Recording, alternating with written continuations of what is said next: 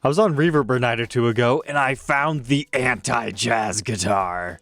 Welcome back, Troglodytes, to your daily dose of guitar information, the Trogly's Guitar Show. In my head, when I think about a really high-end, fancy jazz guitar, I think about one of these, a Gibson L5, but simply outfitted with one pickup in the neck. Whether that be a BJB floating pickup or a humbucker, that doesn't necessarily matter to me, but no bridge pickup allowed.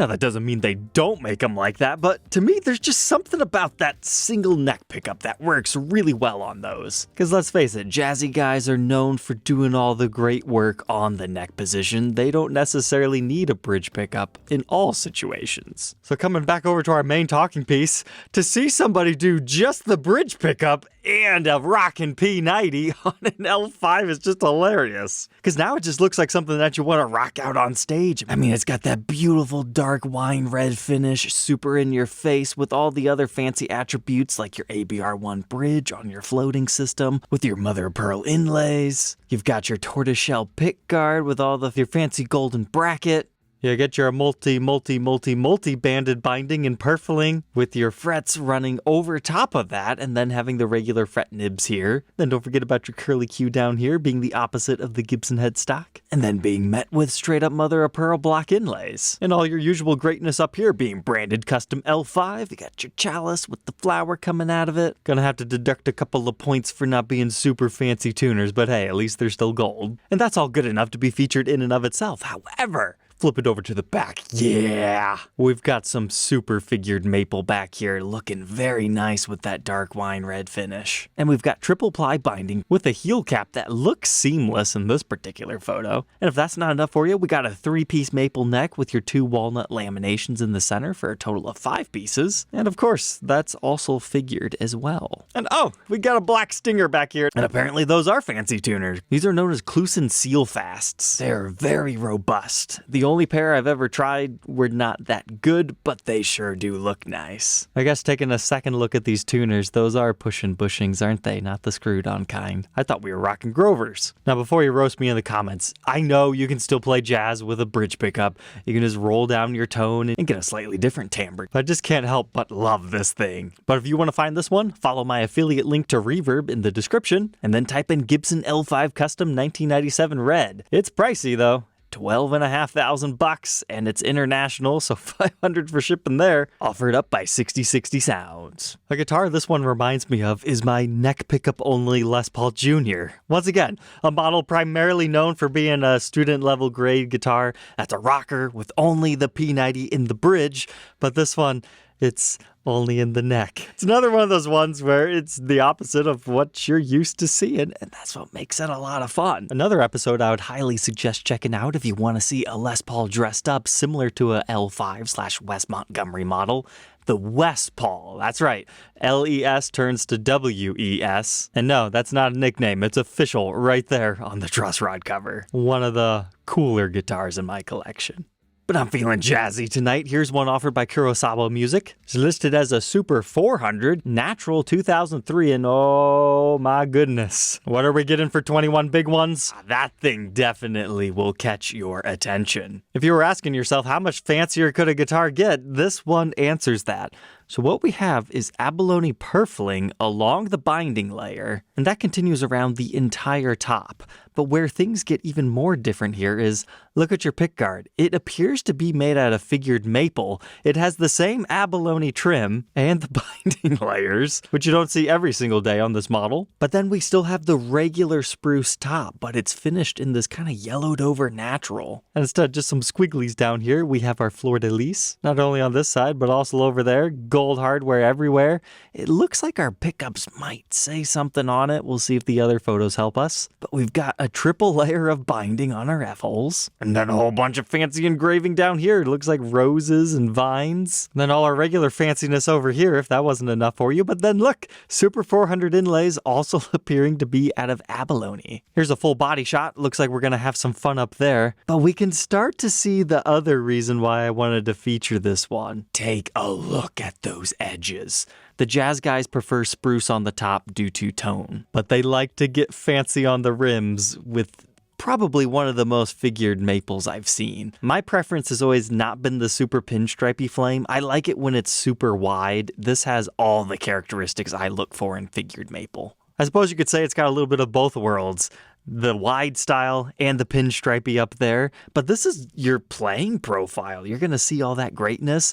We can actually see the tailpiece is engraved S400. That's cool. But now look at the back. More pinstripey, but of the slightly wider variety. But you just get the continuation of that nice curliness back here. And the abalone in this area, that is just one magnificent beast. You got all the carving to the back. Do you see what you're seeing here? That is an abalone heel cap. I can't think of another one where I've seen that before. It certainly has a lot more color as compared to the abalone strips that they were using along our binding. But here's a much more up close look at our fretboard. It appears to be ebony. Once again, the abalone shell.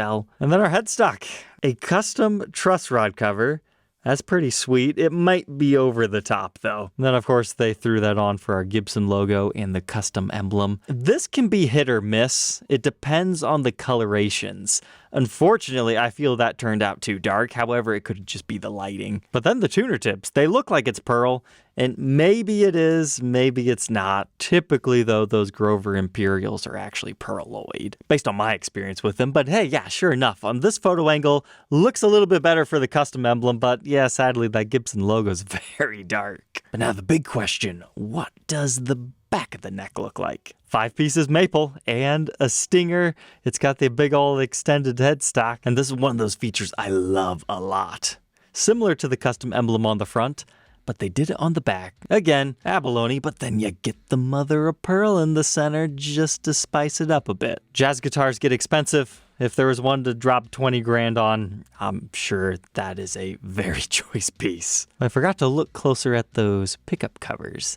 It looks like some sort of a flower. So someone with money told Gibson, make me the fanciest thing possible. And here's what they came up with. But if you need to spend more money, how about another $1 million guitar on the show being offered by George Benson? It's the Breezin' Johnny Smith. Now, generally speaking, Johnny Smiths are expensive guitars, and you might have actually seen a YouTube advert on this exact guitar. Reverb's been running that for a while.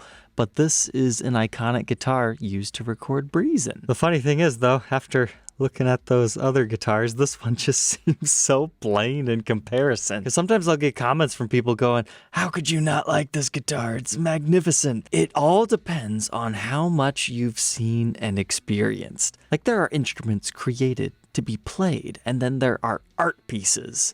They're usually on completely different levels. And then sometimes the price is factored in by who's played it, what was it used for. And this is one of those cases where they're asking high, just looking for an offer. But it does in fact look like it has been refretted. And it doesn't look like they're in any hurry to sell it because it's currently a museum display piece. But we started with a crazy one. We're going to end with another humdinger. This is an L5 DC from 2015, listed at $9,500. Now I know what you're thinking. What on earth does a double cutaway L5 look like? Let's just say it's a little bit strange. They've pretty much just completely mirrored our usual cutaway, put it over here, so in theory, it should be much better upper fret access. Would be what most people might think, but there's so much wood back here, I really don't think it has much of a play on that. However, it will feel vastly different as to how it hugs your body. Now, they did not make too incredibly many of these. It was more so an experimental thing. Sometimes you gotta get those collectors in the pocketbooks. They already have an L5, one of each color. Or you have to find a jazz guy who wants to not just be another guy with a fancy L5, some other thing to give them an identity. And when it comes to acoustic tones, every time you change anything about the guitar, it will change its properties. So maybe it sounds better, maybe it doesn't. But otherwise, we still have our 2 humbucker pickups. You can see your beautiful maple back through the F-hole. That's always fun. Our headstock's definitely looking modern, but we've got all our usual specs, including super crazy binding layers. But the back is really fascinating to me. Reminds me a lot of what you'll see on some 80s Les Pauls. I mean, that would make a fantastic top in and of itself. But then as it comes up here to the double cutaway area, that is so bizarre looking. Just having this rectangular area, almost a volcano. And then we can see the full thing. Now, these maples must be slightly different in color because it was probably the same hue, but this one turned out a little bit brighter due to that. And then we get our stinger. But instead of Kluson Seal Fast, we've got Schaller M6 style with the Gibson branding, it appears. Which, seeing those used in 2015, that's pretty crazy. Well, if we can believe this zoomed in photo anyway. But this was created back when the Crimson Division was still a thing and they got their special red COA booklets. Loved that, but it has sadly been discontinued. I wouldn't mind reviewing one of these, even if it is more of just a novelty. According to the seller, there was about 14 of them made, but he's not getting along with the long scale and he's looking to trade for a 355 or LP Florentine. Assuming we're talking about an even trade, I might be able to make something like that happen. So Earl, if you happen to see this episode, feel free to reach out. All right, Troglodytes, I hope you enjoyed tonight's episode. Don't forget to like, comment, and subscribe, and we will catch you tomorrow on our next one. Take care.